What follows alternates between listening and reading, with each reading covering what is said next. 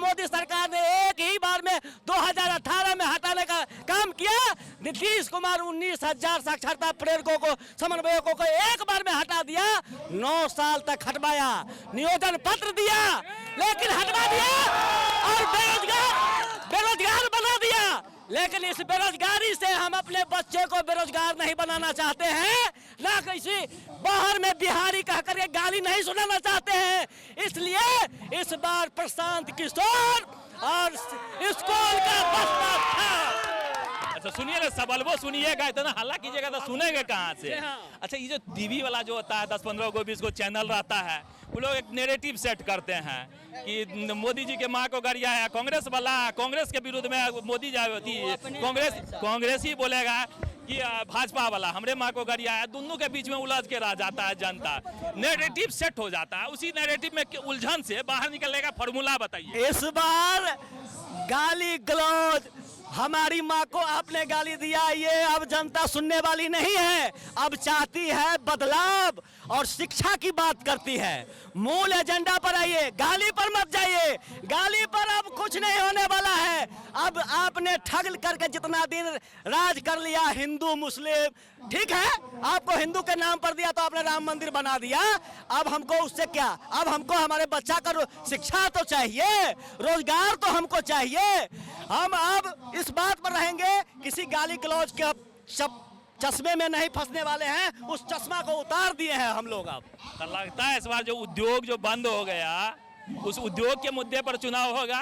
स्वास्थ्य व्यवस्था जो खत्म हो गया है, जो सबसे फीसदी आता है स्वास्थ्य, उस मुद्दे पर चुनाव होगा। और शिक्षा जो सरकारी स्तर मृत प्राय सा हो गया, उस मुद्दे पर चुनाव जी हाँ, निश्चित रूप से हमारे सूत्रधार प्रशांत जी का कहना है कि हमारी सरकार बनेगी तो पहला 1 साल में 1 नेतरहाट का विद्यालय प्रखंड स्तर पर बनाएंगे। 5 साल में 5 नेतरहाट विद्यालय बनेगा, जिसमें गरीब के बच्चे पढ़ेंगे पूरे शिक्षा से। और जब शिक्षा का लॉ बन जाएगा, दीप जल जाएगा उनके परिवार में। नेतरहाट के बारे में बहुत सुदूर देहात के लोगों को नाम भी नहीं पता है, सिर्फ नवोदय नाम जानते हैं, नेतरहाट नहीं जानते हैं। नेतरहाट विद्यालय की स्थापना होगी। इसलिए इस बार कहीं भी भटकने की जरूरत नहीं है। युवा इस बार पकड़ लिया है नस को, और नस को दबोच दिया है। और इस बार बदलाव ही बदलाव दिखेगा। पत्रकार महोदय, आपके चैनल के माध्यम से कह रहा हूं, इस बार बीजेपी हवा में,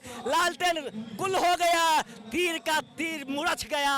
इस बार सिर्फ आपके जैसे बैग है पीछे बस्ता, वही बैग हमारे बच्चे के पीठ पर बस्ता रहेगा। उसी को याद करके इस बार इंकलाब जिंदाबाद होगी।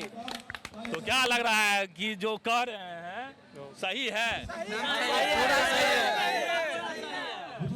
क्या ललका गमछा, भगवा गमछा लगे है? किसी का बाप का नहीं है, बिहारी का सन है, किसी का बाप का नहीं है। तो बिहारी इस बार गमछा माथा में बांध के बदलाव करेगा कि वो दिल्ली वाला जो बदलाव होगा, सब कुछ में बदलाव होगा। दिल्ली वाला हवा में ना कोई नहीं होगा। चलिए, आपका क्या नाम हो गया? मेरा नाम गियासुद्दीन कलामी हुआ। थोड़ा सा इधर घूम जाइए। क्या लग रहा है, इस सभा में जितना लोग आ रहे हैं वो वोट में कन्वर्ट होगा? देखिए, नई पार्टी है, पीके जी पढ़े लिखे व्यक्ति हैं और परिवर्तन संसार का नियति है, तो कुछ भी हो सकता है। लग रहा है बदलाव हो सकती है। हाँ, हो सकती है। तो कहते हैं एक चीज और कहा जाता है, जो भीड़ होता है वो नेताओं को देखने के लिए आती है और जीत का कोई पैमाना नहीं होता है भीड़। तो क्या प्रशांत किशोर के जो उद्देश्य है या मुद्दे हैं वो गांव तक पहुंच चुकी है? पूरा गांव तक पहुंच चुकी है, तब ना आप भीड़ देख रहे हैं। जिस ऐसा भीड़ जैसे लग रहा है कि प्रधानमंत्री आ रहे हैं। निश्चित रूप से कुछ नहीं है।